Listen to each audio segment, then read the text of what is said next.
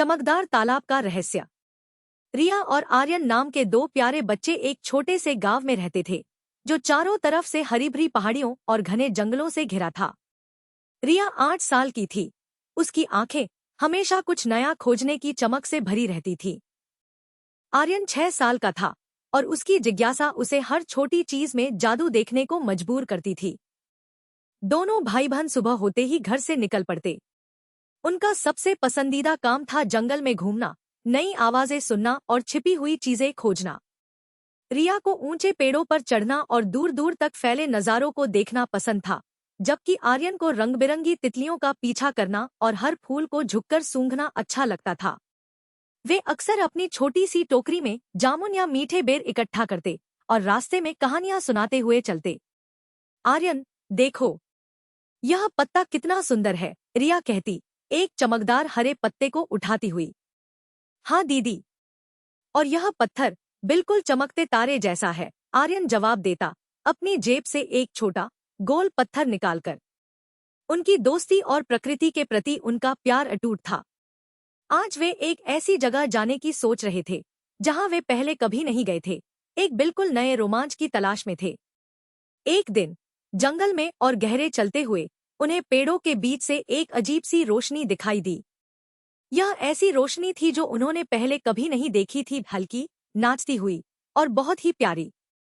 दीदी, वह क्या है? आर्यन ने हैरानी से पूछा, अपनी छोटी उंगली से उस तरफ इशारा करते हुए। रिया की आंखें चमक उठीं। चलो देखते हैं। वे दोनों धीरे धीरे उस रोशनी की ओर बढ़े।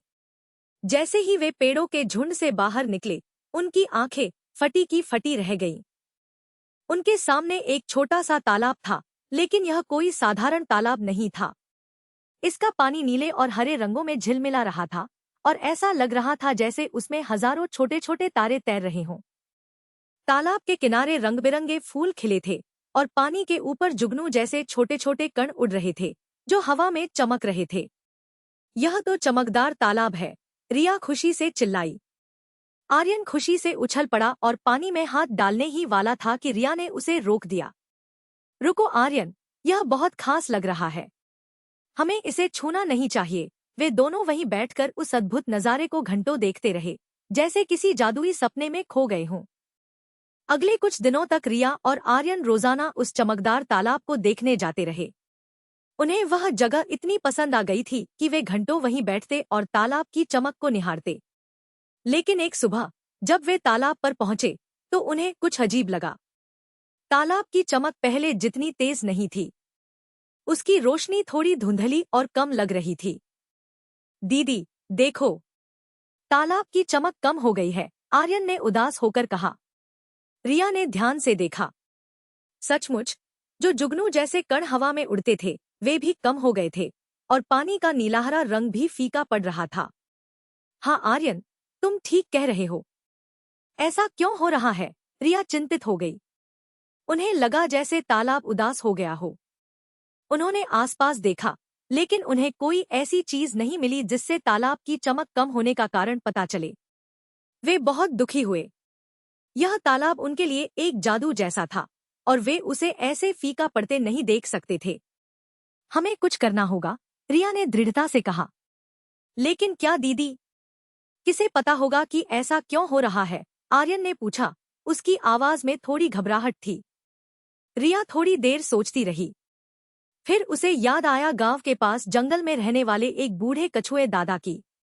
मुझे पता है, कछुआ दादा, वह जंगल की हर बात जानते हैं, रिया ने उत्साह से कहा।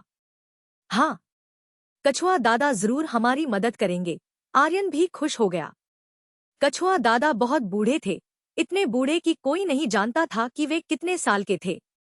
वे बहुत धीरे धीरे चलते थे, लेकिन उनकी आंखें बहुत तेज थीं और वे सब कुछ समझते थे। रिया और आर्यन तुरंत कछुआ दादा की तलाश में निकल पड़े।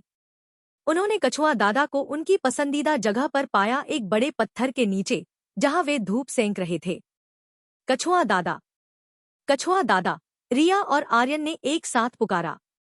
कछुआ दादा ने धीरे से अपनी गर्दन ऊपर उठाई और अपनी पुरानी, समझदार आंखों से उन्हें देखा। क्या हुआ बच्चों? तुम इतने परेशान क्यों लग रहे हो? उन्होंने बहुत धीरे से पूछा, उनकी आवाज पत्तों के सरसराहट जैसी थी। रिया ने उन्हें चमकदार तालाब के बारे में बताया और कैसे उसकी चमक कम हो रही थी। कछुआ दादा, क्या आप हमारी मदद कर सकते हैं? आर्यन ने विनती की। कछुआ दादा ने रिया और आर्यन की बातें बहुत ध्यान से सुनी। उनकी आंखों में गहरी समझ थी। हम्मा, चमकदार तालाब। वह एक बहुत ही पुरानी और जादुई जगह है। उसकी चमक उस जादुई चमकधूल से आती है जो रात में चांद की रोशनी से तालाब में बनती है और दिन में उड़ती है। कछुआ दादा ने धीरे से समझाया। यह धूल तालाब को जीवित रखती है और जंगल में भी शांति बनाए रखती है। अगर यह धूल कम हो रही है तो जरूर कोई न कोई गड़बड़ है। रिया और आर्यन एकटक उन्हें देख रहे थे। लेकिन क्या गड़बड़ है दादा?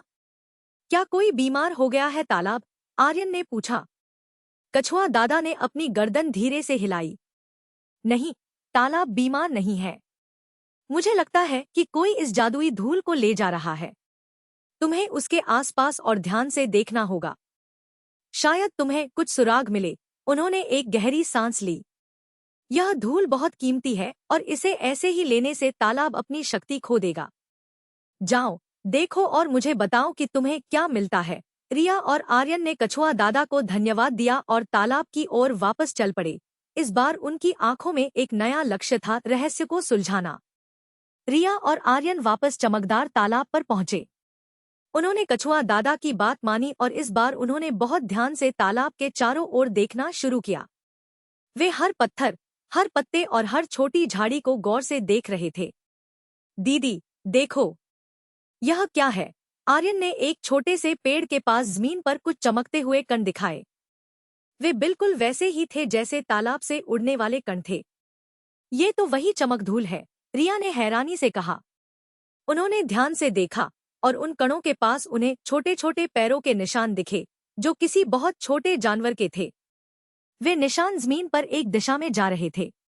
ये निशान हमें उस जगह ले जाएंगे जहां ये चमकधूल जा रही है, रिया ने फुसफुसाते हुए कहा।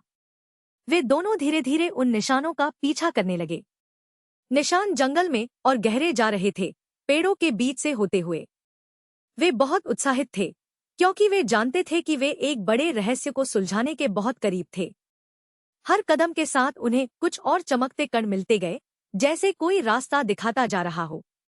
निशानों का पीछा करते हुए रिया और आर्यन एक पुराने घने पेड़ के पास पहुंचे। पेड़ की जड़ों में एक छोटी सी गुफा थी। जैसे ही वे गुफा के पास पहुंचे, उन्हें अंदर से कुछ चमकता हुआ और छोटी छोटी आवाजें सुनाई दी।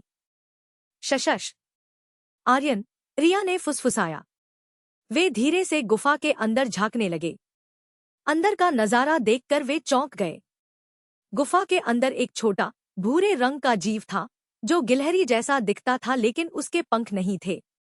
वह जीव चमकदार तालाब से लाई गई चमकधूल से अपने छोटे से घर को सजा रहा था।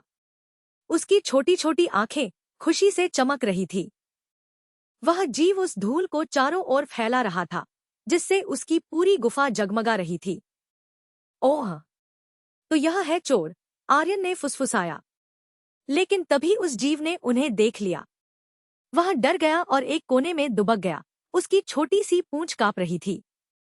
रिया ने देखा कि वह जीव डरा हुआ था, चोर जैसा नहीं लग रहा था।